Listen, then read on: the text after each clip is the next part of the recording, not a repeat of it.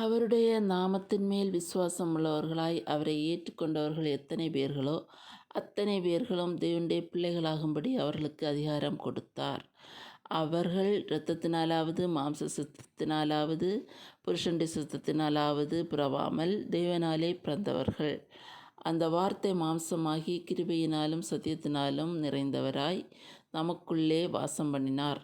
அவருடைய மகிமையை கண்டோம். அது பிதாவுக்கு ஒரே பேரானவருடைய மகிமைக்கு ஏற்ற மகிமையாகவே இருந்தது. யோவான் அவரை குறித்து சாட்சி கொடுத்து, எனக்கு பின் வருகிறவர் எனக்கு முன்னிருந்தவர், ஆகையால் அவர் என்னிலும் மேன்மையுள்ளவர் என்று நான் சொல்லியிருந்தேனே, அவர் இவர்தான் என்று சத்தமிட்டு கூறினான். அவருடைய பரிபூர்ணத்தினால் நாம் எல்லாரும் கிருபையின் மேல் கிருபை பெற்றோம்.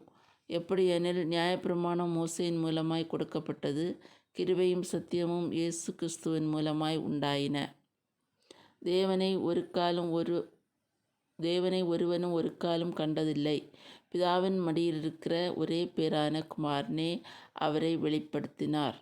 எருசலேமிலிருந்து யூதர்கள் ஆசாரியரையும் லேவியரையும் யோவானிடத்தில் அனுப்பி, நீர் யார் என்று கேட்டபொழுது அவன் மறுதலியாமல் அறிக்கையிட்டதுமன்றி, நான் கிறிஸ்து அல்ல என்றும் அறிக்கையிட்டான்.